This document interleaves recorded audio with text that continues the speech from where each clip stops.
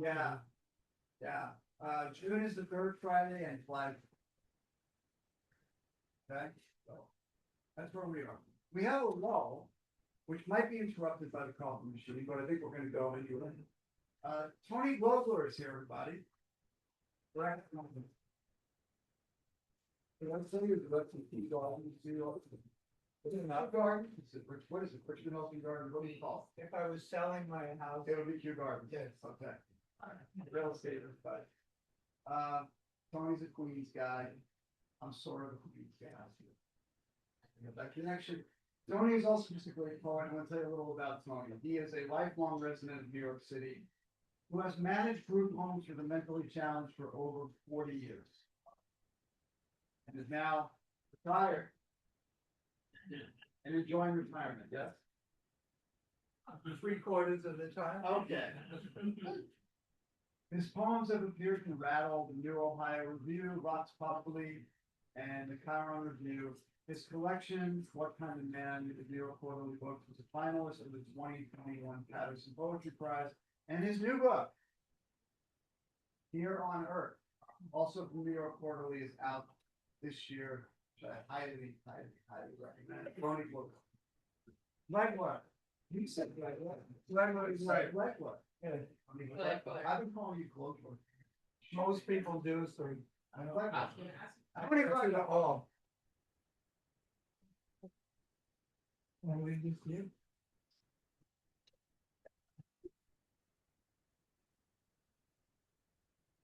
Okay, thank you very much. Appreciate everybody showing up. When I take the train for 6 hours, I really worry that one person will be sick. Besides me.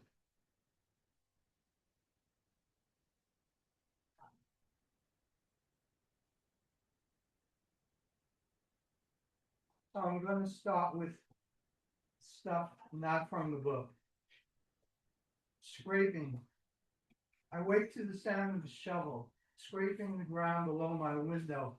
The thought that first touches my mind is snow all night, thick white, covering the sidewalks, the streets, and one person digging a path from here to there. When it's July, the city sweltering in Washington Heights is still without power. I hear a baby crying across the courtyard, and all I can think about is the night I met my girlfriend outside her office, outside the office she worked part-time as a clerk. She kissed and held me, had to tell me twice that Thurman Munson had died in a plane crash before I started to believe her. It was, I think, a Thursday. We were going to Central Park to hear John Sebastian sing Love and Spoonful songs. After the show, she told me she made a clinic appointment for Monday, my one day off. She wasn't ready to be a mother. Maybe someday, she said. I was young and dumb and in love, and I would have done anything that girl wanted. Cut my hair, wore a pinstripe suit, and worked on Wall Street. I would have married her, moved to Montreal. But I was happier to stay boyfriend and girlfriend, sit in the waiting room and turn pages in magazines while the doctor stuck and scraped her insides clean. Our daughter or son would be grown by now. We might have tried harder to stay together, found some way to make each other happy, or hurt each other even deeper. Instead, it's 6:30 Saturday morning, and I know I'll never get back to sleep. I walk to the window, and find a cat curled on the fire escape, opening her mouth and crying like a baby. I lean out, try to reach her, but she's too far away. I want to rub the fur under her neck, fill a bowl with milk. I want to grab her by the throat, drop her 4 stories, see if she lands on her feet. I want to know what it will take to stop that goddamn shovel from scraping the ground again.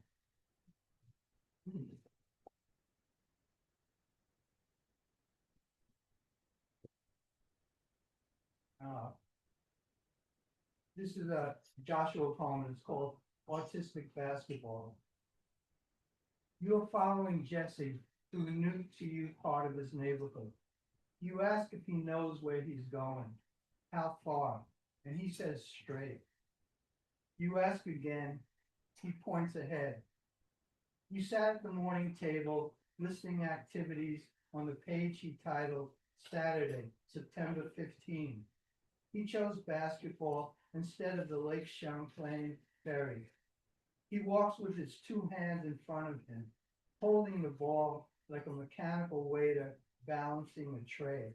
No dribbling between his legs, behind his back, no stutter stepping or head faking, no flipping it back and forth between you and him, no racing across the court, a pass floating in the air, catching you in stride as you rise with the memory of your first taste of schoolyard grace and lay it softly against the backboard so the ball settles in the next momentary embrace. Basketball with Jesse means taking turns for a certain number of shots. You negotiate. He agrees reluctantly to 10. You haven't touched any kind of ball in 7 years. Kidney disease, open heart surgery, hernia strangulation, dialysis, and finally the kidney transplant. You run out of breath trotting a half block to catch your morning bus, cling to a pole as it drives, afraid you'll fall across the aisle as it turns onto the service road. You walk slowly, watch where your feet land. You stand at the foul line. Jesse's a step and a half in front of you.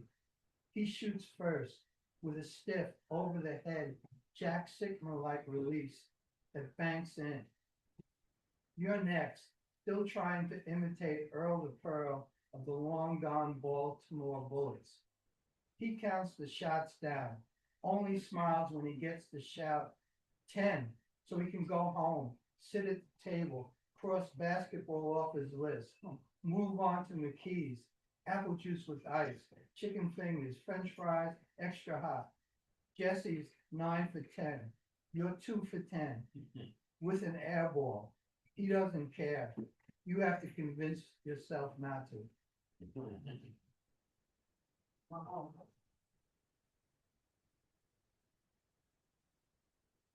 I got another Jesse poem. Okay. I got another Jesse poem planned. So Jesse's sort of a stepson. He's 31 years old now. He lives in Vermont. I visit him like for a weekend once a month. And I lived with his mom when he was 4 to 6. And Jesse really likes me. His mom not so much.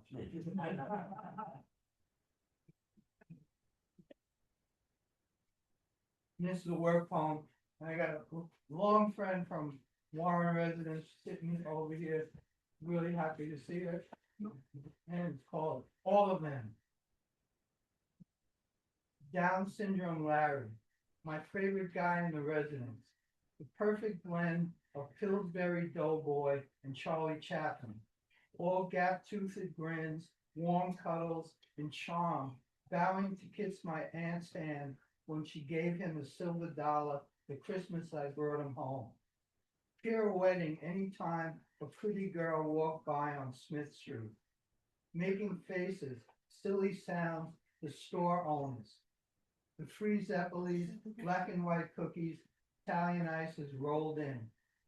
Robert, the nicest guy anyone ever met, and nicknamed Notre Dame after the hunchback, bouncing along like a string puppet and smiling constantly, saying hello to everyone, thank you whenever someone did anything, answering yes to every question posed his way, always received extra help, the most attention from new workers. Others, like Jimmy, never had a chance. Hulking, plodding, and drooling like a fountain that never granted anyone's wishes, grabbing your arm, only letting go after a tug of war, his spit drying on you, stinking the rest of the day. Still, Ethel, Jose, and White Sean loved him best. While I shook my head baffled, be careful with James, the silent type going about his business, big and powerful, quietly creating collages that will hang in galleries, scrolling for farm animals on his iPad, sweeping the floor, doing laundry, emptying the garbage. Easy to forget the times he exploded, overturning the desk, the refrigerator, flinging chairs at the ceiling lights, cracking his teeth, chewing on the area rug in a rage. Still, he was the top draft choice whenever anyone wanted Dunkin' Donuts, a soda from the corner bodega, or took a ride, fill up the van, pick up prescriptions, the perfect guy to sit shotgun, tap along to anyone's favorite station, carrying packages and opening doors. Then there's John. Visitors, acquaintances, love him. He remembers everyone's name. He remembers everyone's name, smiles all the time, makes cocktail conversation like he's running for office, never admits he had a bad day, takes 5 minutes to ask a question, twice as long to make a decision. Sometimes I get so bored with him, I need to scream. I'm tempted to tell him to shut the fuck up, never come to my office except in an emergency, until I remember the time I stood at the top of the staircase, heard him grumble his way down about all the fucking bullshit he puts up with every damn day, that fucking Tony breaking his balls. All of them. Like me, like you, like everyone we know.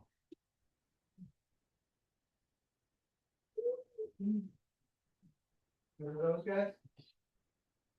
It's not. Oh. Time for family.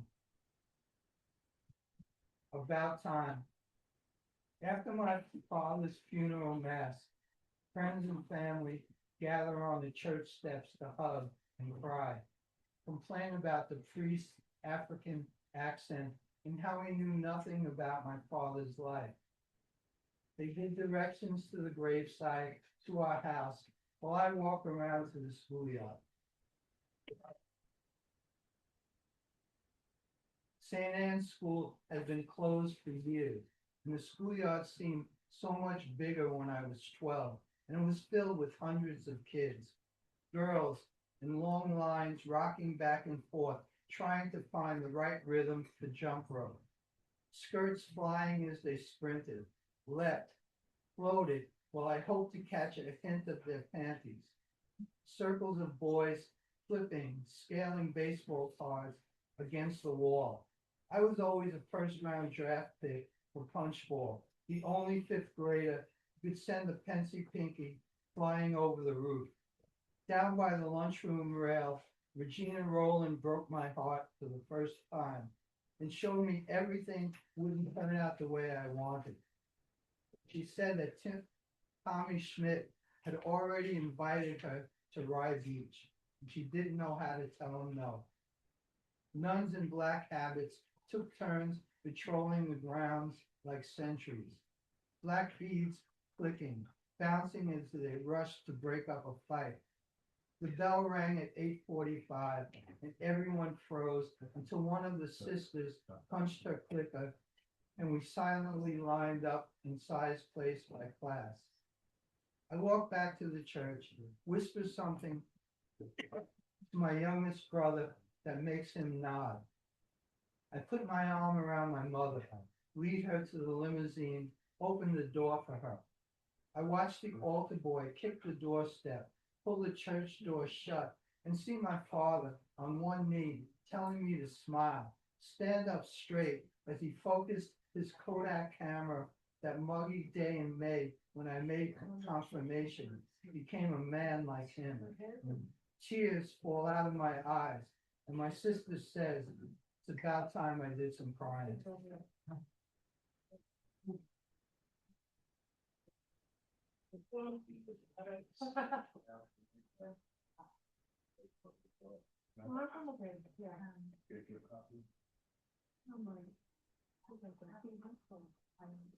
Okay, this will be the lighthearted one for the meeting. No, I got another one, sorry. I'm lying. called Some Long Ago Summer. Once upon a time, I slept with a woman who worked a few months at the group home. Group home I managed, but only after I fired her for a no-call, no-show weekend that left the shifts severely understaffed. Next day, we ran into each other on the subway, rode through Manhattan together, hugged goodbye. 4 days later, Denise waited for me outside work, went all the way home with me. After fucking the night away, we went to the diner for breakfast. Grits for her, home fries for me. She was younger, I was older. I had money, she had none. I was lighter, she was darker. She was beautiful, I was not.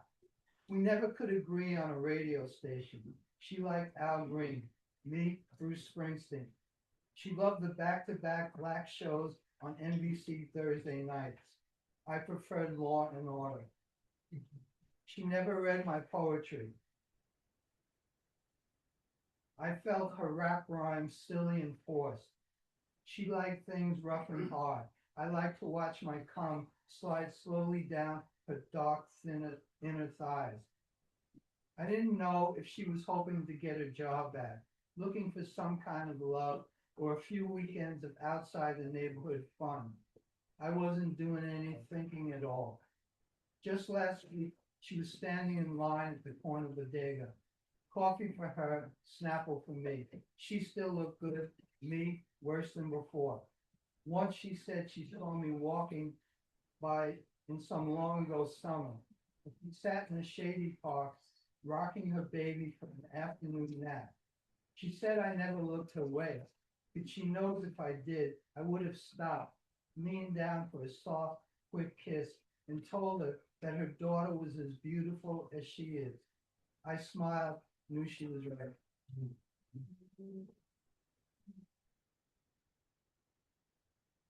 Okay, so I'm gonna do something from the book that George was talking about.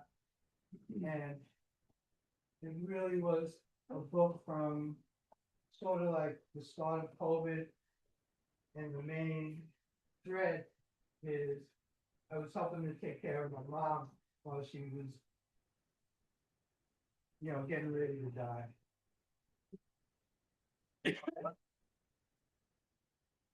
And the first one's called Working Class Heroes. When the sky darkens, threatens storms, planes alter takeoff patterns, start flying low over my sister's house. Flipping burgers, turning sausages on the grill. She's hoping to beat the rain. In the basement, I'm watching the Celtics manhandle Kevin Durant while my mother sleeps, hoping it won't be too long before I eat. I'm thinking about some long ago summer night, my father walking in from work, announcing we're going out for dinner. Driving down Utopia Parkway, we're headed for his favorite Italian restaurant. Nothing fancy, food tasting a lot like my mom's, nearly as good. I always ordered a corner square of lasagna, clams on a half shell, that slurping sound as I sucked them down with a root beer from the fountain. My sister yelled down the stairs, "How do you want your burgers, cheese or not?" After dinner, we drive a little further. Park in the grassy field, switch in this grassy field, watch planes, taxi, take off from Idlewild. Other families might dream of faraway places, a big world to explore. Maybe Mom mentioned California, cousins we never met, Disneyland. My sister, 7 years old, practiced pirouettes, cartwheels, showing off dance school moves, dreaming of Rockettes, Radio City. My father opened the trunk, tossed me my glove with a worn hard walker tucked in its pocket, eased into a catcher's crouch, and I paced 60 foot away. At 14, I still believe I'd grow up to be a white Al Downing. We were never encouraged to reach or imagine, never pushed by a fairy tale immigrant dream.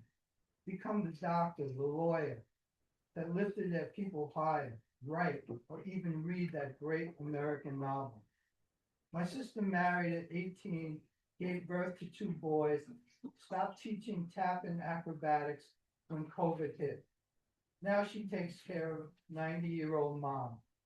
I avoided the draft, finally finished college, and unlike my father, found a job I love, happily worked 40 years, and learned to live with loneliness.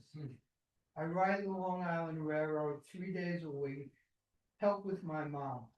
Donna brings down a platter filled with meat. I cut sausage, break a burger into tiny pieces, tell mom, open up, or fork feed her.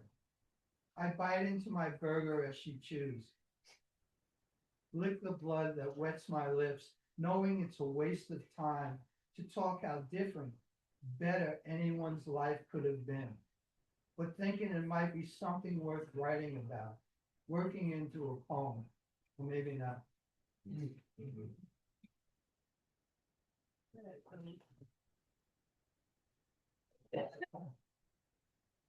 Okay, so I'm gonna really try your patience and read something long.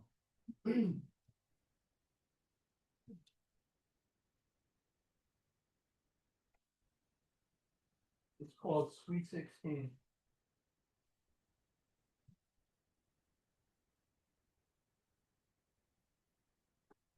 Sitting next to your sister at the old people's table of your niece's birthday celebration, you're playing your part perfectly. Quiet, shy and cranky, wishing you were home, watching the Yankees, trying to remember one single party you didn't want to leave sooner than you did. You got here an hour early, set your baseball cap on a bench as you stood for group photos in the garden, barely able to button the sport coat you hadn't worn since before COVID, half smiling, hoping to hide the ever-widening gap in your shifting teeth. Ushered into a side room, you stuffed toothpicks in tasty Asian things, dipped them in gooey sauces, and tried not to eat too many as you overheard a group of guys talk Knicks playoffs. At the table, you keep leaning over, complaining to Donna in a half shout about the disco techno garbage blasting through the speakers and thinking it could be funny if Chuck Berry had been invited. Duck walking through sweet little 16, watching all the girls straining to look like sexy women, a shorter, tighter black dress on each, and wondering how difficult it would be for Chuck to keep his hands to himself. When the DJ shouts for everyone to get on the dance floor, you stand, watch your niece and nephew letting loose, and clap to the bass line. Back at the table, to your right, the only other person you know, a cousin you hadn't seen in years, one you never liked. Probably not her fault. Her father was a smug, know-it-all kind of guy who talked down to you. But worse, he acted like he was better than your father. You kept hoping he'd go too far one Sunday, and Dad would take him in the yard, beat the crap out of him while the ants cleared the lasagna plates.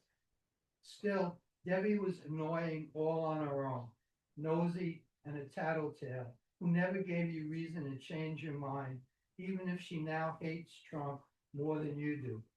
And she drove with her longtime friend all the way from Princeton, and no one officially knows if they're a couple or not. Diana seems too nice for Debbie. Tells you her niece was recently diagnosed with autism, stage 3 at 5 years old. You ask a lot of questions. The kid stopped talking and started rocking. She only tolerates a handful of food texture, temperature, avoid eye contact.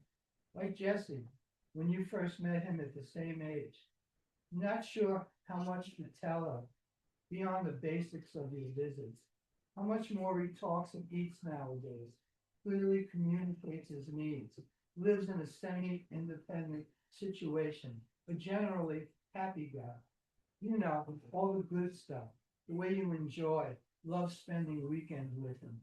She sounds optimistic, with a wait and see, ready for anything She loves her niece no matter what attitude. You know, she has no idea what she's in for. On stage, your brother talks about Lexi. You've known him for 52 years, and he rarely says anything worth hearing. Except that time he talked about Mom at her funeral, man. Every word exactly right, bringing her alive, showing all his love in his voice as his voice struggled to stay on course. Occasionally, sorry, occasionally you look at him, see his perfect Donna Reed, Leave It to Beaver, suburban life, lovely home, lawn needing the trim, long hours, high-paying, boring-ass office job, something to do with insurance, a major company you can't believe but swears he likes. A beautiful first-grade teaching wife, one son, one daughter, both honor roll, seemingly not too cool to be too mean, a not so tiny black and white terrier. And sometimes you shake your head, wonder how did he get to be so lucky? How did he make it happen? How does he hold it together? You know you couldn't, and you always thought, even before he gave you a kidney, good for him. He deserves all of it. And until today, when you watched his face as he talked about Lexi, the first time the nurse handed her to him, all cleaned and dried, and he held her on his lap, and she screamed loud enough to bring the hospital walls down, and put a fist in her mouth, and the quiet grew holy. You never wished you were there at Jessica's birth, that he was your blood, your bones. Never wanted to know if you could love him more than you already do.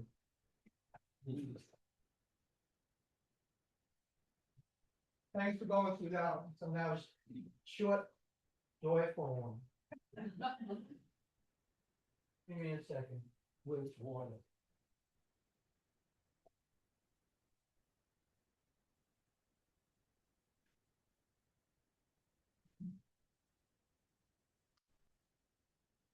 Okay, this is called Autistic Joy.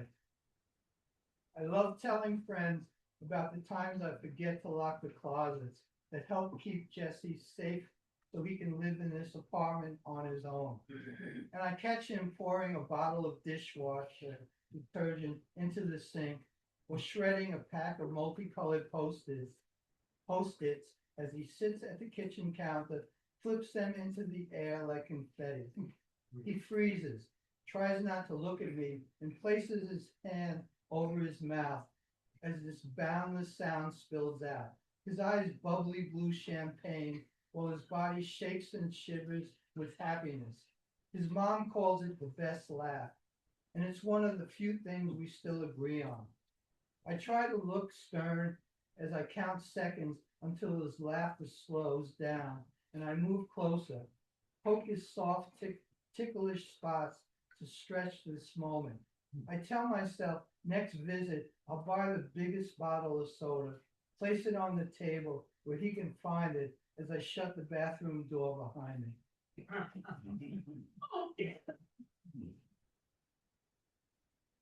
Sort of makes up for all the other stuff.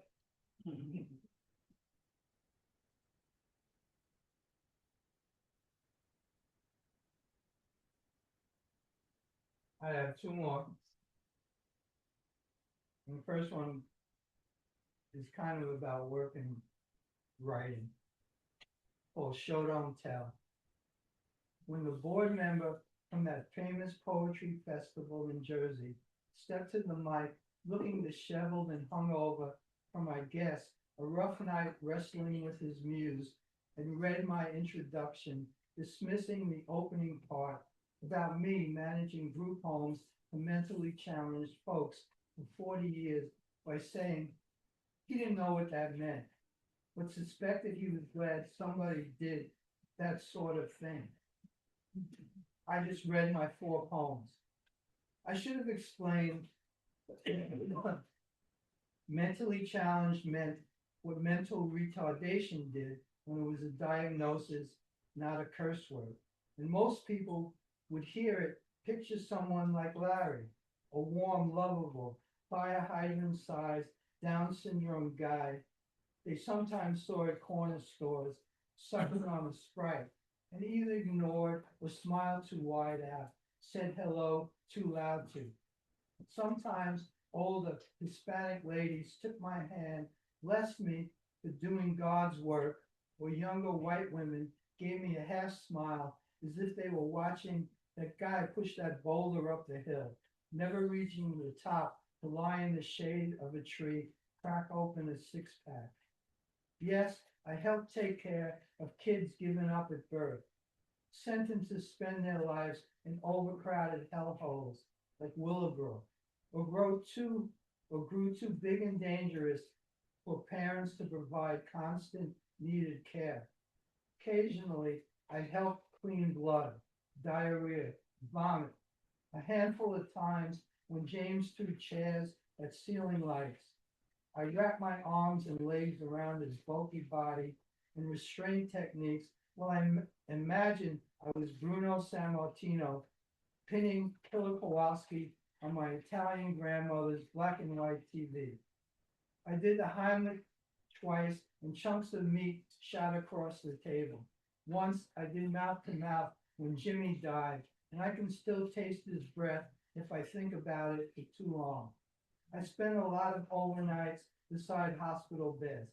I was their friend, brother, stepfather. Went to war for them. Got to know them better than anyone. Learning what made them happiest, ensuring they spent as much time as possible doing those things while meeting endless regulations, staying under budget, advocating for hardworking, underpaid staff who always had my back. And yes, I've been writing poetry almost as long as I've been jerking off. I expect I will write until I run out of ideas or die, and my poems tell a lot about me, for my job shows you who I am.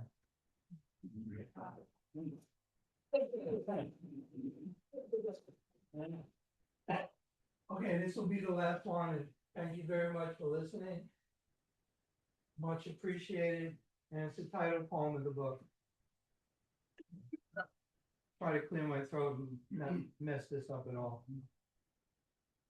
Here on earth, Sunday, the Lord's Day, I ride the railroad to Long Island, open the door to my sister's house, walk down basement stairs to take care of Mom.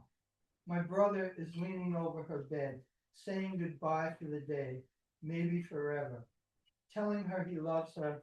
Maybe it's time for her to let go, make her way to heaven. Daddy, Grandpa, Uncle Don are waiting for you, sitting around the table, laughing, passing the tray of ravioli. He kisses her forehead, walks past me, nods as he leaves. We were once close, hanging out at John Bound's schoolyard, guarding each other on the courts, wearing the same football jerseys, softball shirts.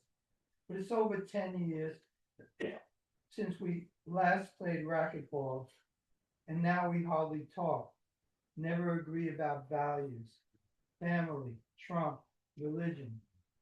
Tension keeps building as we try to take care of Mom, share expenses, divide bedside time. My mother recognizes me, calls Anthony. I ask how she feels. Not good. For 6 hours, I try to make things better. Something to drink, what to eat for dinner, 2 pills at noon, a nebulizer treatment.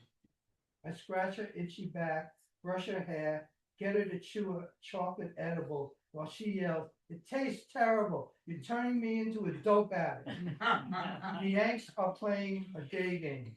The background baseball buzz soothes her, and she loves Aaron Judge. Whenever I ask, Mom says she's not ready to die. Either she's unconvinced about heaven, or the unknown transition is more terrifying than her suffering.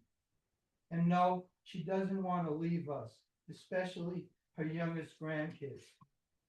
If I believed the dead whispered to me when I felt most alone, or they're hanging out with folks they love best, this wouldn't hurt so much, feel so sad. But here on earth, I'm emptying the catheter. taking the tiny spigot out of the holder, letting her piss pour into the plastic container, taking it to the bathroom, spilling it into the toilet, washing my hands, wondering if I'll miss even this when my mother dies. Thanks.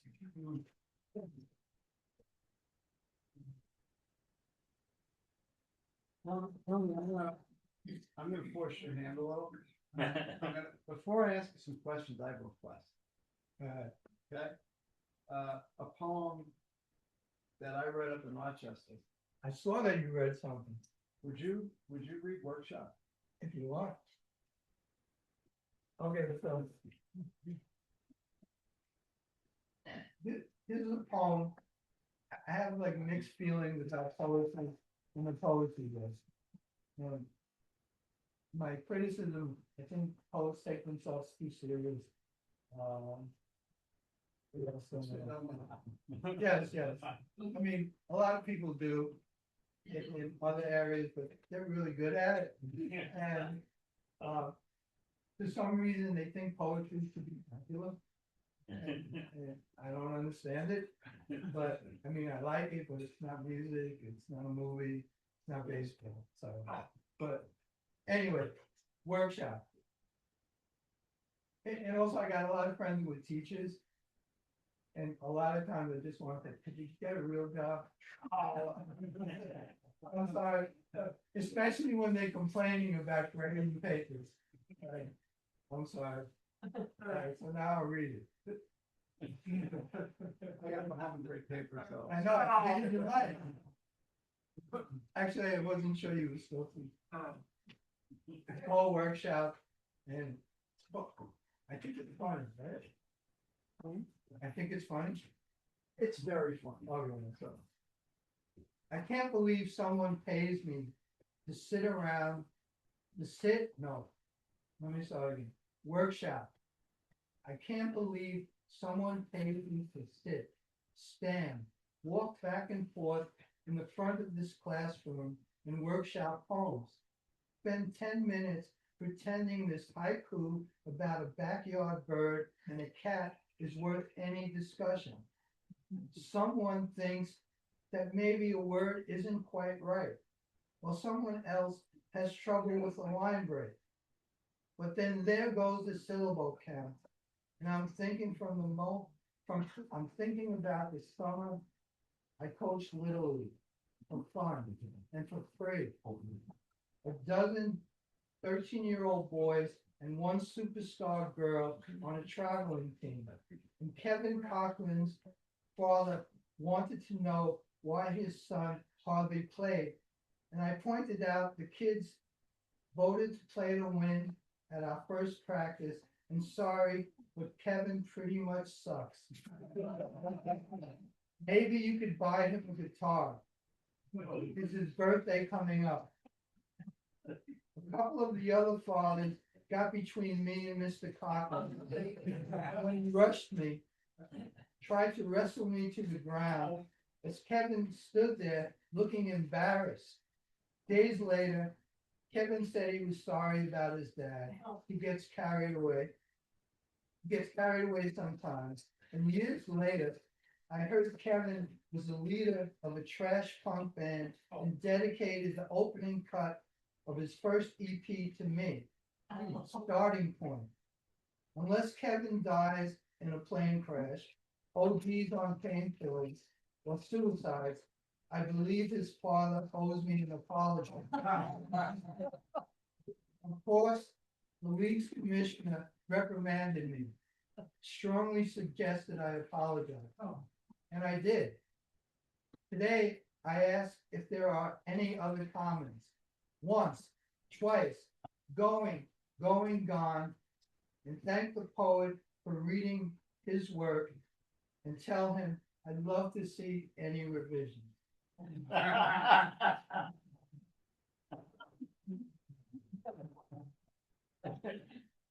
We're gonna keep you up there for a few minutes. If that's Okay. okay. We're gonna interrogate you. Okay, but I'm gonna sit. Sit. So things that may not surprise you about Tony after hearing his poetry. He's a big Yankees fan, sports fan generally, I think. Was a basketball player, kind of. I played, it wasn't particularly good. Okay, well, we won't say that. He also is kind of like I think, social media famous for posting his playlists whenever he rides the subway. He literally posts what he's listening to on the subway. Could you explain why you do that? I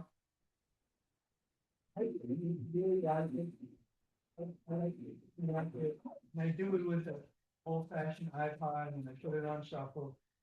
So there'll be stuff on it that I haven't heard in a long time. And I'm hoping, it doesn't happen enough, that people say, oh, that song sucks, or I really like this one. And also besides listing them, I put them in the order that I like them. Wow, okay. So I like lists a lot. So, another thing about Tony, the first time I met Tony in person, we had dinner, and then he gave me like most of his record collection, his vinyl collection from like, I don't know, 1965, 1985, which you can come listen to at my house. It wasn't most of it, but it was a good number. It was a lot. It was a lot. And I was very happy. Could you talk about what music means to you and maybe means to you as a poet? Okay, I kind of discovered music. The first band I loved was called the Young Rascals. Like people like the Beatles, I wasn't a big fan. And music and writing, that's what made me start. I really took me a while to get used to his voice, but I love Dylan songs, Springsteen, and Jackson Brown. So when I write, I want to combine those three. And I still like them better than any of the real poets. And I'd much rather, Springsteen just played in New York. I saw 2 of his shows. And it's not many poets that go see 2 shows. Yeah. In the same week. So this is my last question. I'm going to turn it over to the crowd. It used to occur to me that I think maybe when I was about 35, I realized I'm not keeping up with music anymore. I'm just not. I'm not able to. I don't have the energy. And I used to think, well, it's really sad. And I realized I'm going to be stuck listening to the same music for the rest of my life, just like my dad was or my mom was. But then lately, I've been thinking how important it is to listen to the music you listened to when you were young. It's really important, in my opinion, because it's a cliche, but it does sort of keep you young. What do you think about just that whole idea, sort of going with what you know, what was important to you when you were forming, let's say? Yeah. Well, part of it is, it's really easy for me to match songs or concerts to particular times and what I was going through at the time. And also very easy to attach Jackson Brown to Erica or whatever girl I was with at the time. And it's also just one of the happiest things I did. I don't remember not liking a concert. I get to pick what my songs are.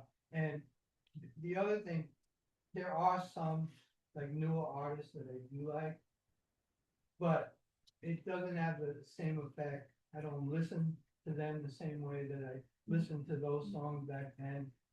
I was when I was younger, I didn't have much money, and I first started buying singles, 45s, and you play that song over and over again, and you knew every grunt.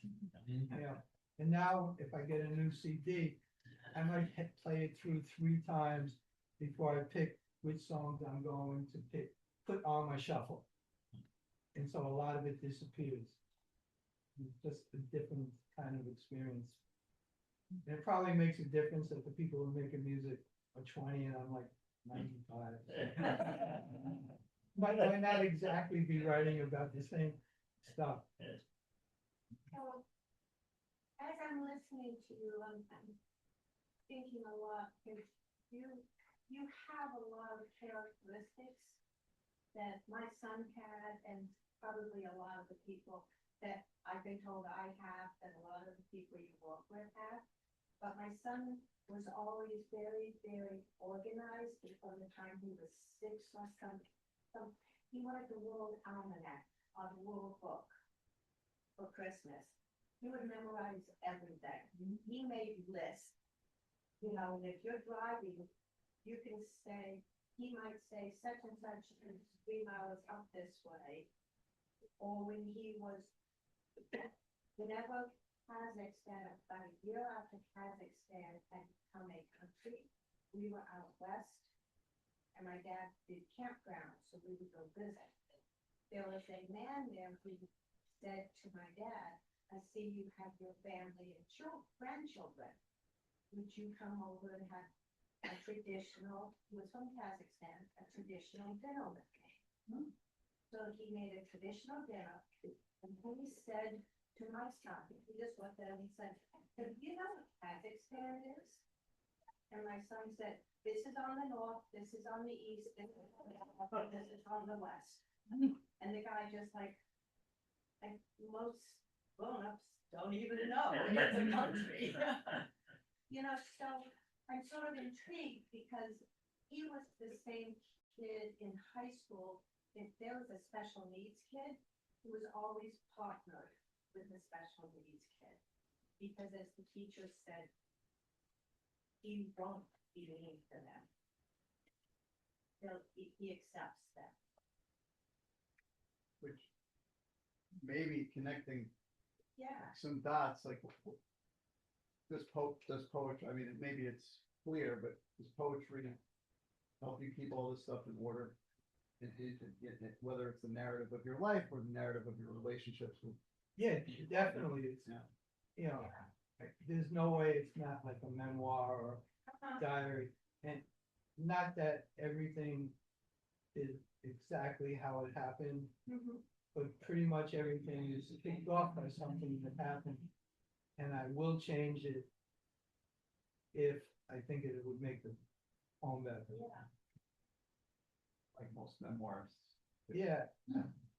I mean, like, I didn't, none of the guys that lived in the group home would be able to do the kind of things that your son does. But Joshua has that kind of memory, and, you know, he wants to do the same stuff all the time. Yeah. If he's going somewhere, he will tell you how to get there and things like that. So I recognize that a lot. Yeah. I actually just wrote a new poem, because the last time I saw Joshua, like whenever we go out to eat, he orders French fries extra hot. And for him, it's temperature, not like a special sauce or anything. And after like 25 years that I known him, he dipped one in ketchup. And he chewed it, swallowed it, didn't spit it out. It's like a miracle. You know, I wanted to like pound the table and stuff. Yeah, I couldn't even really tell the waitress who knows us, because we go there regularly, what it means. You know, they just wouldn't get it. Do you think that the content of the work is like putting more emphasis out there, like a little bit informing people of these different aspects of the lives of the people that you work with? I don't know, like, I like never think about that. Like,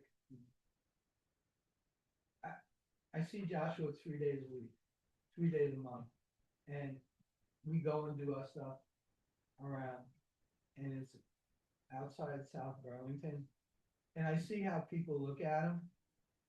So I don't know how much the change was. Like, the group home was in Brooklyn. When we got there, after a while, we were really accepted. And people were super nice to them. right? Yeah. You agree? Yeah. And I don't know if it made them look at them differently, like, cause pretty quickly, they just sort of adopted them as people they looked out for. That's it, right? Yeah, it's part of the community, like, Yeah. which they are. Yeah, but also, like, I also knew that when we tried to open the home, there were places in Queens we tried to open, and they didn't want it at all. It was, had a better chance if the neighborhood wasn't considered a better neighborhood. You know, Warren Street was definitely on the edge of the borderline between, Upper class and lower yeah, well, it wasn't upper class yet, cause then, at that time. right, it eventually, got gentrified. But in the beginning, like Smith Street, one side white, one side black, well, you worked down there. And, it was different, there was a project on one end, and then across the street, there were like really Brownstone. brownstones. The first place I lived in Queens had a group home on the block. And at first it was startling. It was like, oh, because it looked like an ordinary sort of middle class, it was Auburndale, if you know where that is. near Yeah, Flushing. sure did. And it just was an ordinary middle class neighborhood, detached houses. And then there was this group of people coming down the block every day, and I was like, oh, wow, okay. But the question of what you make of it is really, it probably varies, I guess, with everyone. Right? Yeah, some of the big differences, like, once you move in, there's more activity there. Like, there's a lot of buses picking people up for program and school. So there's that kind of activity. In a neighborhood where we were in, like, a number of the staff got jobs there. So, maybe there was more word of mouth of what it was like. And we opened in '79. In '79, the state was throwing a lot of money at those places. Our staffing was like really good. We had 6 people who lived there. 3 awake staff who just had to deal with them. We had a cook every day. We had a housekeeper every day. By the time I left, the direct care was doing cooking and house cleaning and taking care away from the residents. Of course, well, yeah, I find it interesting that, you compose a lot of your work from your experience in the group homes. I worked in a group home back in the day, back in the 1980s. They call it the Association of Retarded Children, right? ARC. The ARC, and I managed the home, council managed the home for 5, 6 years.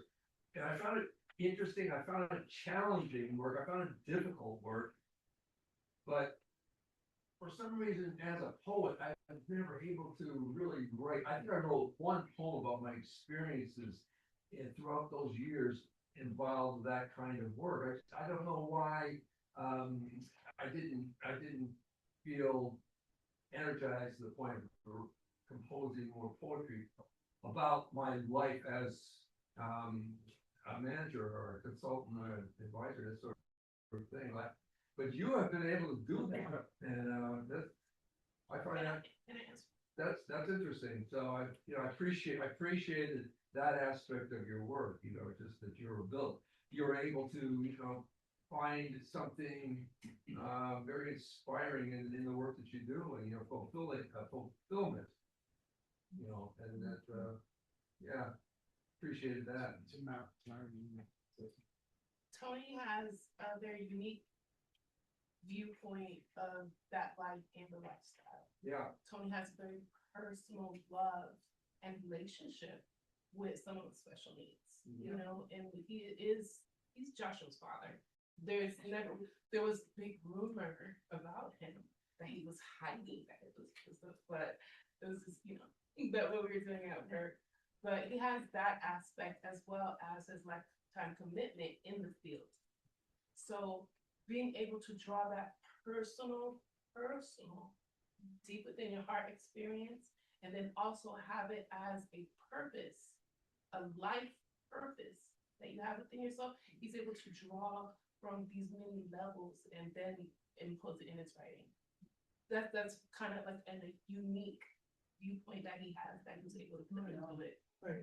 Yeah, well put. Thanks. One of the other things that happened when I was a kid, I had something called Perthes hip disease, and I had to wear this brace. So for like a year and a half, I was clanging around and felt completely different than everybody else.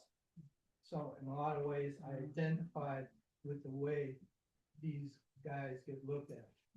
And like, I was a manager or I worked at the residence, like about 20 years before I got involved with Joshua. And it was definitely like, when I first walked in, the first day, I was the only white person there, felt completely out of, let's say, most of the people were talking Spanish, I didn't know anything. I figured they were cursing me out. But I liked the guys, and I really needed a job. I think part of what deterred him is that was when they, all the people that were in the ARC, they had all been just taken out of institutions where they've been their entire lives. They would like steal people's food, and they would just take it, stuff it, and just choke on it. I have a question on it related to this. Why did you feel the need to sort of, I don't want to say chronicle it, but capture that in poetry? Could have been a lot of other ways that you could have channeled that Like, excess. for me, it's the only thing I do. Yeah. I don't really have other options to do it. And I was just, I was writing before that. And my subject matter is what I'm going through and what's my life. And a lot of with them was like, I saw how I connected with them, how we were the same as opposed to how different we were. Like, I see things in Joshua that are really a lot like me. Like, there were two things, like, my two favorite people were Joshua and Larry. And they had very similarities. And one of them is, neither one of them ever cares at all, gives a fuck about what anybody is thinking about. They're just doing their life, and you just have to deal with it. It's not going to change, and I like that ability for them to do that. Because like too often, and I'm pretty good at not being compliant, I'm very happy disagreeing with people, but still there's a pressure, but they never feel it. It's like amazing. I know exactly what you mean. I've actually been in the field for about 20 years. I do care management right now, but I had a visual that I worked with. We went to Walmart to go shopping, and he had a little bit of a sway, and we were in line, we were getting cashed out, and people behind him were whispering, and they were saying very nice things. So what does he do? He starts swaying all the time. And it was absolutely fantastic. We get out of the store, and we're going to the car, and I whisper from like, dude, great job. This time. And I think it's you have to have the ability to see past the surface when you work with this population, because they are fantastic. They are probably the kindest, most fantastic, and most non-judgmental people. And I'm actually writing a book of poetry based on my experiences too. So you're a huge inspiration. No, but like one of the things, like I remember when I first started working there, and I took Larry for his first walk, and we went from Warren Street, we were going to Brooklyn Heights, and It's a pretty long walk. yes, It's about Mile and a half, maybe? It's a decent mountain, alright. So we're on the other side of Atlantic Street, and some guy goes Atlantic Avenue, and some kid comes up to me, Mister. He threw his shoe. And I hadn't realized, later Larry was not going to do what he didn't want to do. And it took me like a couple of weeks to realize, he don't like walking.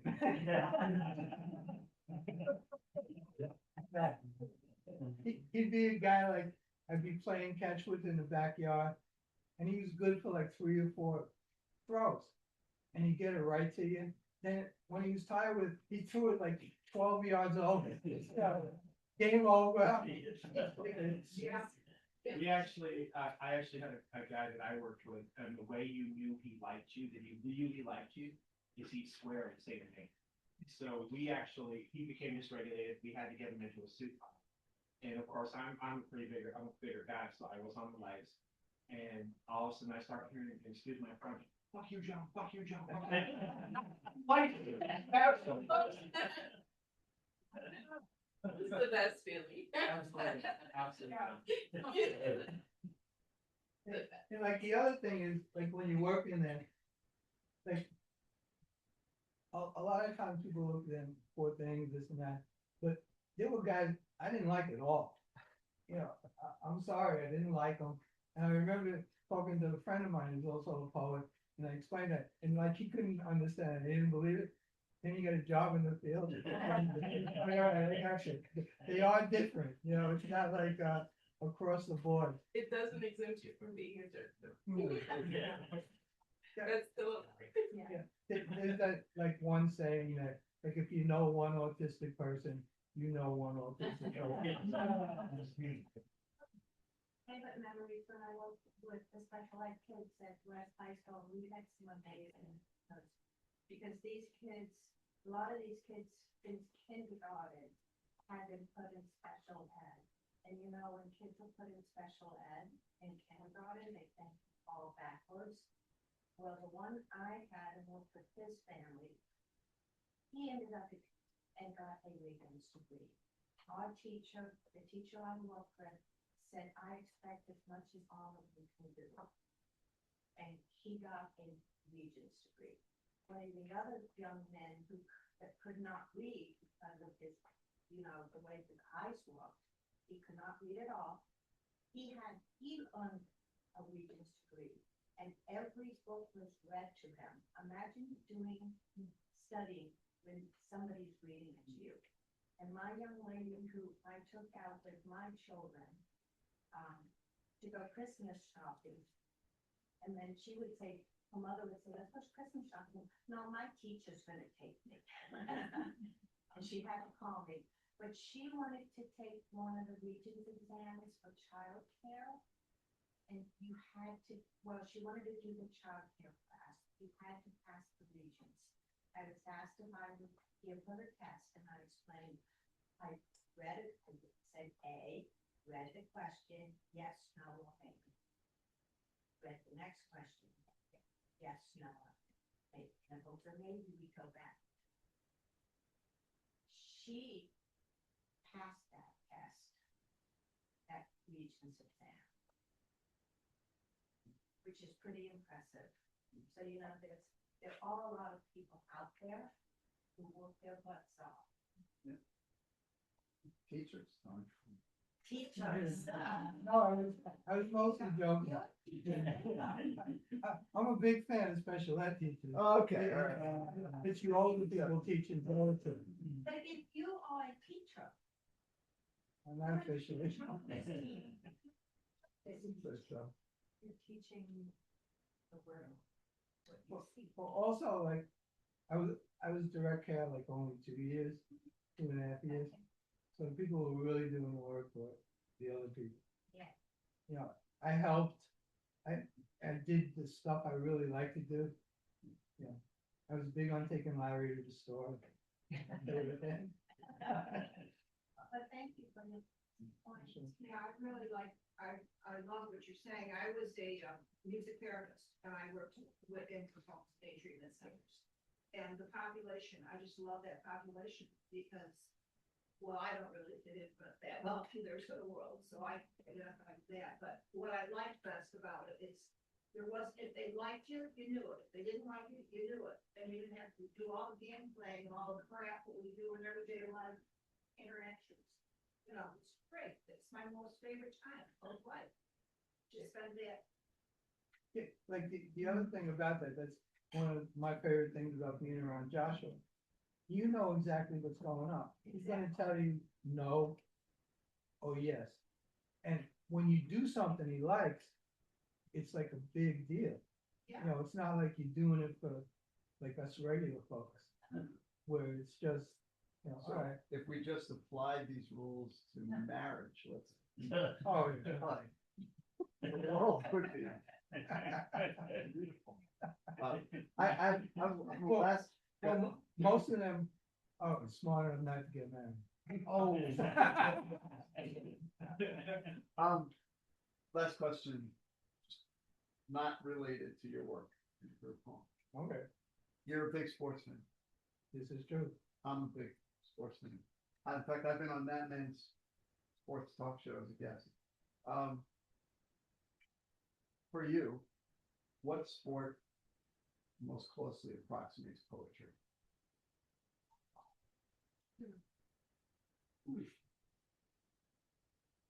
I'm gonna say basketball. Because of the movement and the rhythm.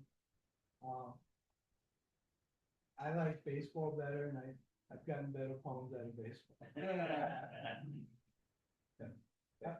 Like one thing that has surprised me as I gotten old, it's not poetry related. Like, the older I've gotten, the more I like watching baseball. And I've watched all other sports much less. Like, I've hardly watched this Nick run. You're missing it.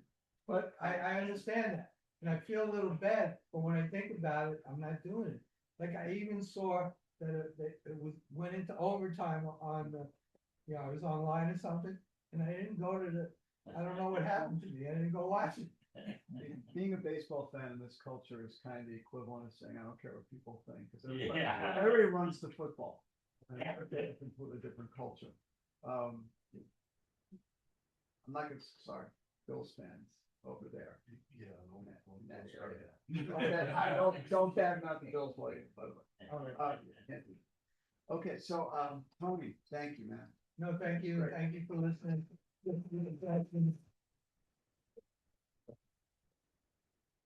I thought the first game was gonna be Nixon 4, I thought the first one. I hope you're right. Nixon four, they were both dead.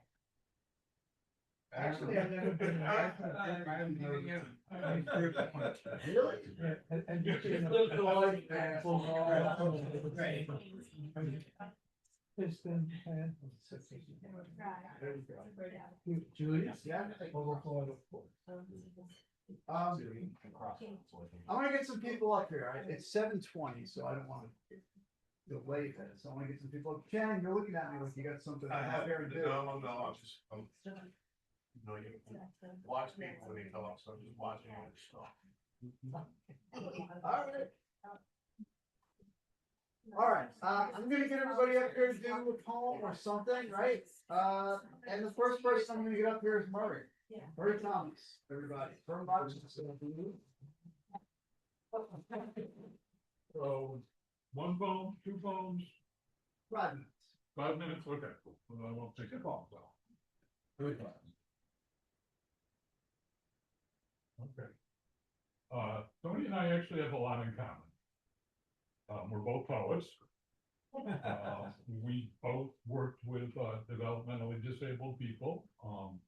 I did for 4 years, not 40, but, and, we both took care of parents and their family years, so I'm gonna read a poem about that. Wait, also kidney transplant. Well, I was getting to that. I was getting to that.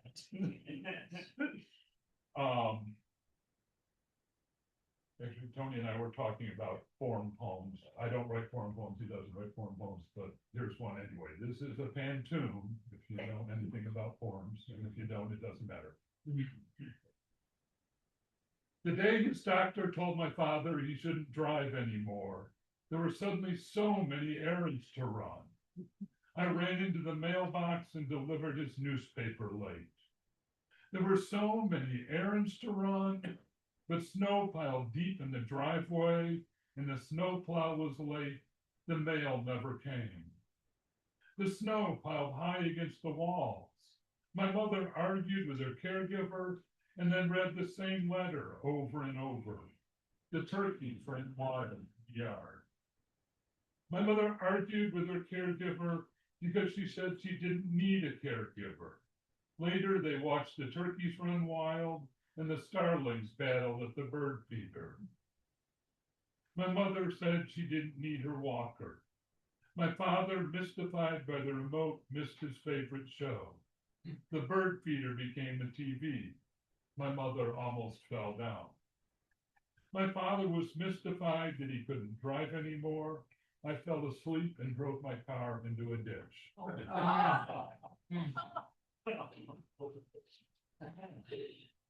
And then this is the other thing that Tony and I have in common. The title of this poem is also the first line, and it is a direct quote. Your kidney just arrived at LAX. The doctor told me as I lay in pre-op prep. I envisioned a special chartered flight, an entire airplane filled with organs. Hearts with little heart-shaped carry-ons. They always watch the in-flight movie and cry all the way through. Livers splurging on one last drink. They don't think they'll be allowed where they're going. The lungs at a spot where the oxygen masks drop. The corneas stared out at the passing countryside. They always get a window seat. And the gallbladder always gets in line before his seat is called. And the spleens where they're complaining about security, about the length of the flight, about the lack of legroom, even though they have no leg.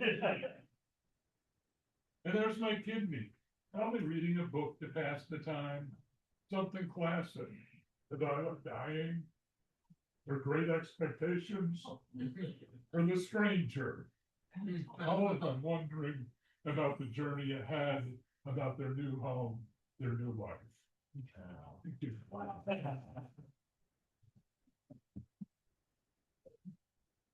Thank you, Murray. You just throw that out the window. That little stand, it's out of the way. Bye. Yeah, you're right on there. It's an obstacle course. Sorry, it's getting like my living room. Oh. Scott. Ooh. Scott Williams, everybody. Rochester, Buffalo.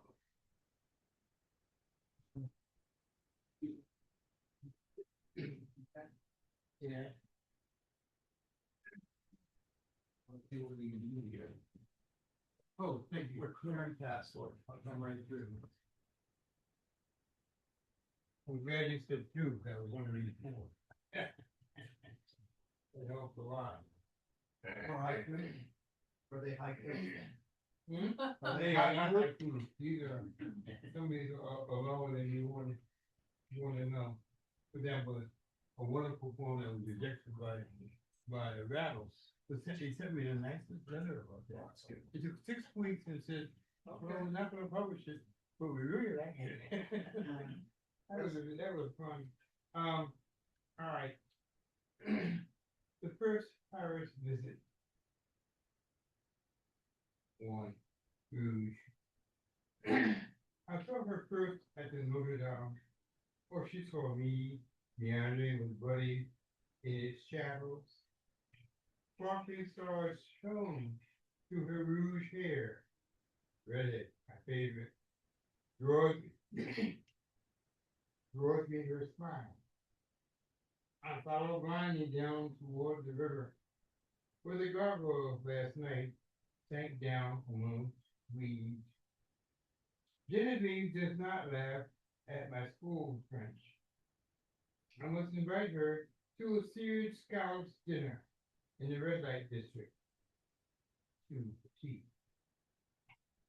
Next Paris morning, eating hash browns after hash her generous breast, and 4'9" deep, like a parakeet, carrying a high-toned voice and morsels of lip juice, dissolving damp to algebraic memory of reflected moonlight. She was so red, so compact, so good, making the best espresso. Now all my pranks are gone.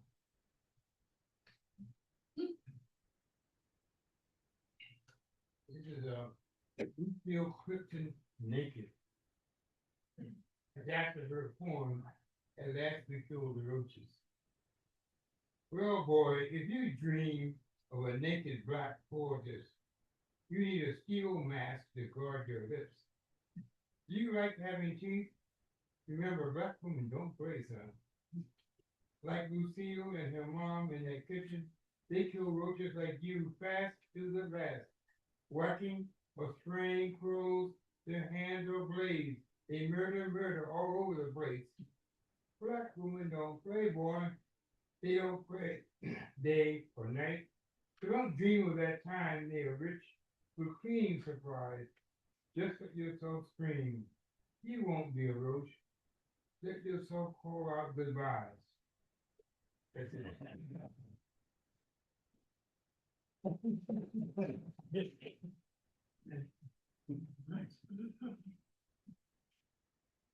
And now representing Dansville, John Fawn. John's beyond. That's what's going on. Yes, sir. Gloeggler, beyond. I gotta get mine color. Get right up here. It's rust. I'm shaking off the rust.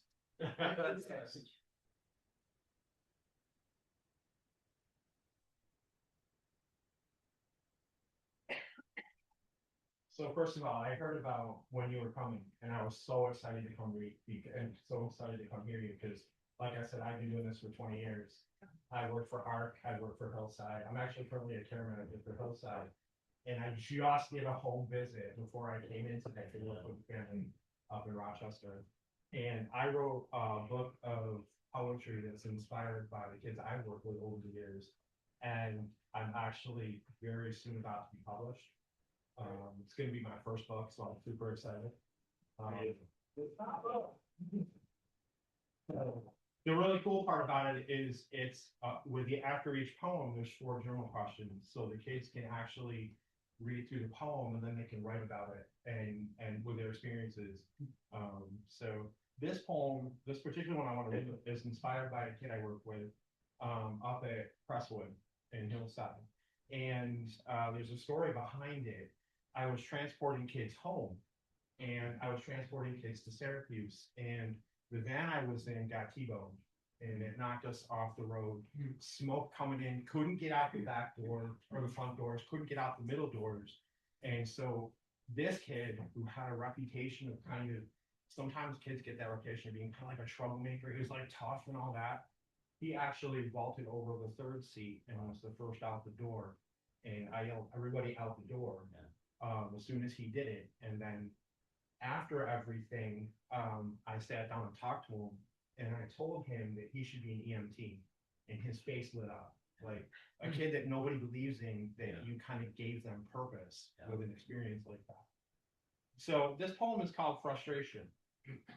I'm not going to be what you want me to be. I'd rather be confident and secure. You're always finding something wrong with me. Stop trying to find something wrong with me. Everyone else can see the good inside. Why can't you? I have tons of friends now who accept me for me.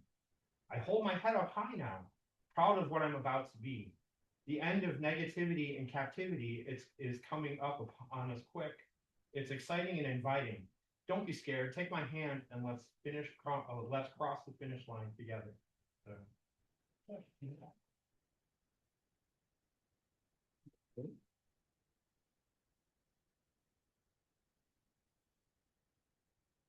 Celia. Celia Lewis, everybody.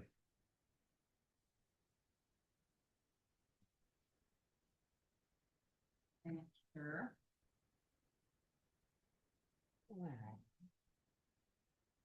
Disappeared.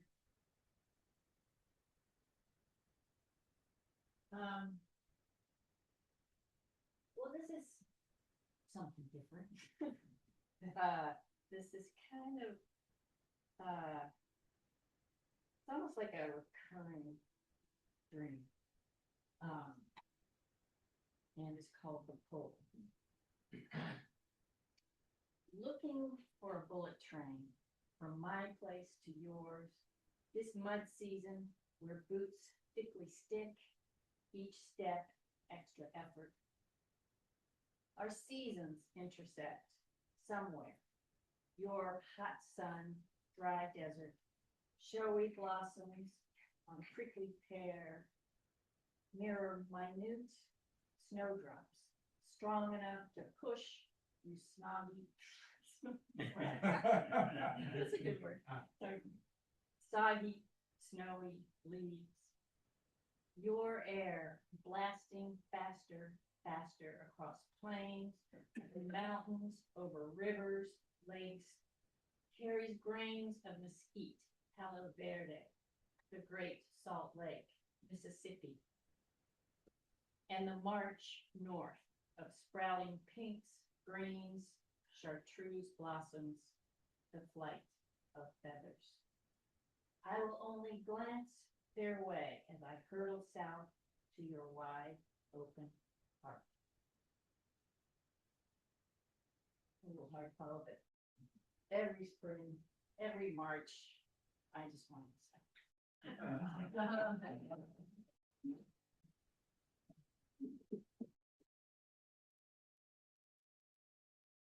We all love Western New York, but there are plenty of times we want to move it south. There, yeah. Oh. Gary, is your last name Brown? Yeah. Okay. Where are you from? Okay, Hammondsport.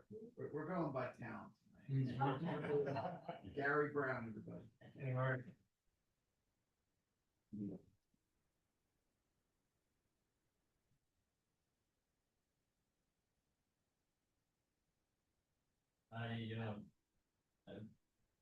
You're talking about finishing your first book. I went to the library in Hammondsport today. I don't know how many of you know Bob Darling. He taught poetry and English at Keuka College, and he's helping me with my book of poetry, which the Zarneckis are going to publish. And I brought the manuscript in to the library to drop it off. And I said so that Bob could pick it up next week and help me. And I said to the librarian, you know that thing that kids do where you have to take care of an egg? I said, this is my egg. These are two new poems. Both of them fairly short. One is called String Tie. String Tie. On the Colorado trip to visit Uncle's family, Dad's struggles must have been acute. The path to mental break stretching out ahead of him and us. I enjoyed the trip, the long car ride, the brother games, the motels, the public pool in Kansas, the cowboy hat, and the string tie. I wore the string tie daily in Colorado, a leather medallion with two thick strings ending in metal tips. A string tie meant to hang unevenly, one tip lower, one tip higher. But oddly, I kept holding the lower one up, so both were even. A form of OCD, I suppose, and an attempt to keep life on an even keel. when my gut told me things were spinning out of balance day by day.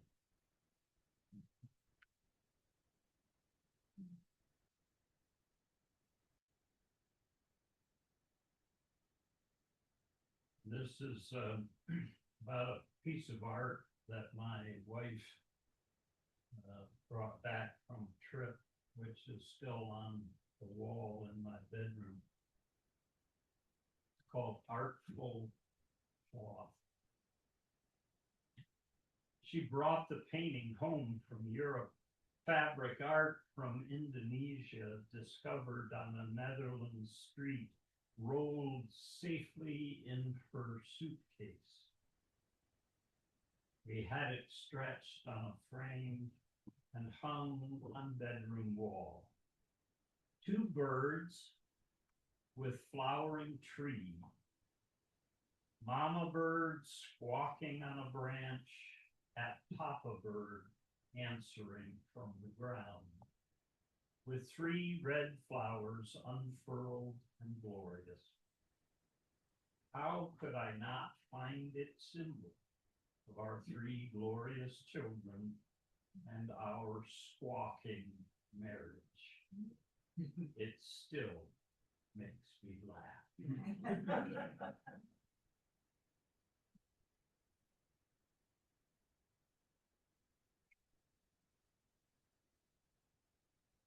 Before I call Walt up here, Beth, are you gonna get up here tonight? Okay, I'm gonna call Walt up here first. Yeah. Okay. Great. Walt Franklin, everybody. Walt, where are you from? Walt, what town are you from? I am from the merry little burg called Greenwood. Greenwood. Living here. There's a cemetery in Brooklyn. Very famous cemetery. Yeah, I've heard about it. Walt Franklin. I'm not really. A couple of poems, one old and one very new. And so I was approaching the way, I was thinking about the way I approach poetry, and one of the things I was contemplating. So, you know, there's 2 ways, there's 2 worlds that we live in a sense. One world is the outer world, our environment, and I think of it as a big circle.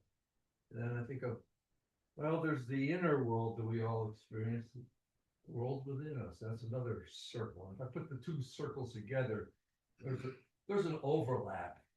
Kind of resembles a Venn diagram in a way. And what interests me is that overlap, the outer world and the inner world. That's what there's a German philosopher, a poet, whose name was Novalis, lived in the late 1700s, early 1800s, and he said that overlap, that's the seat of the soul.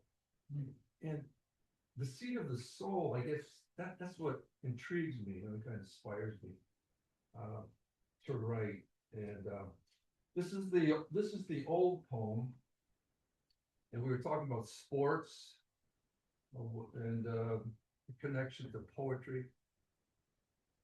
I like baseball. I like it a lot, but the sport, I guess, that I'm most closely, I feel really in tune with is fly fishing. It's a solitary sport. I just do catch and release because I get a sense of being close one-on-one with nature. So it's a sport in a sense. This is about fly fishing. This is the old piece. 3 lyrics. This one, the sunken branch. While the hermit thrush sings, the wild trout bite. Smells of sorrel, fern, and lily waft the flutterings of cuckoo, tanager, and black and white warbler. Birds as new to me this season as these streams are new to my life. 2, the West Branch Pine Creek. The stream's not too far from here, it's in Pennsylvania. While a tune of Charlie by Charlie Pride revolves endlessly in mind. The wild trout snooze. It's hot. Roses permeate the air. Rain swollen waters chortle their refrain of tumbled stones. 3. The elements as composer. While lyrics of a late spring day write themselves in an order I shall never recognize, I cast in midstream water, parting at thighs, to join as always in a rush behind my back.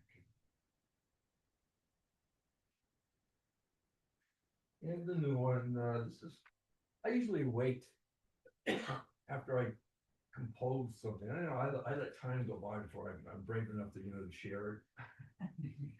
Because usually I look back and say, yeah, I've got to change this or I got to change that. I didn't really hit it right the first time around. But yeah, this is from a few days ago. What the hell? It's about. This is an X-rated poem about amphibians, toads. We were out counting birds the other day, and we were watching the toads procreating. Toads. Counting birds along the railroad track, cutting through miles of marsh and pond. We walked on old abandoned ties, supports too close and then too far apart. We're careful not to rack the bliss of mating toads, the males chasing females left and right, between the rails that guide our sense of touch. Below us in the weedy shallows are 1,000 more swimming, trilling, procreating madly as we lose ourselves in bird migration, stepping with a hop of a lumpy toads, the zen of sex, the vertigo of song.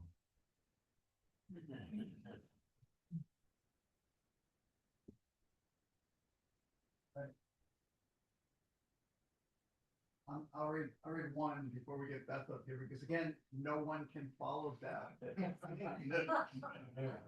Great. This is a Brooklyn poem. I wrote this while sitting not too far from Smith Street, which you mentioned a few times, in a cafe, watching people smoke.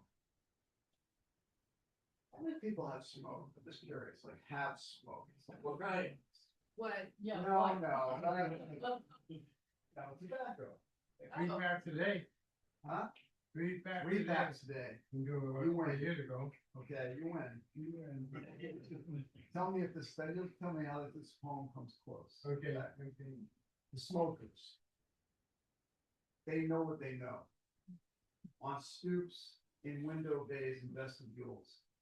They watch us pass, people who have no time to sit on steps or yell from corners or knock on neighbors' doors. They know what they know as the sun ticks higher and they find their shade. They scan cell screens for news and some still read magazines. They ignore addiction and disease. They know what the world can do when you're always running from one appointment to the next.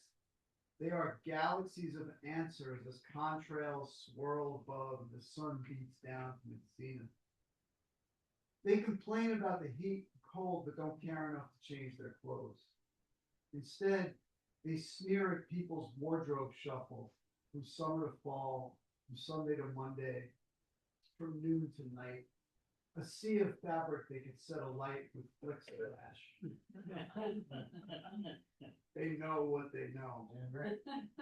The world today is too safe. All they hear is they're supposed to quit everything they like, as if they could block all sidewalks so no one could pass, as if they could change the sun's course as it slips through the clouds. They disappear a while, but always come back, pounding packs into palms on their way to benches, where they watch one another from afar for signs that what they're doing is just a natural part of life. They know what they know. They know what they know.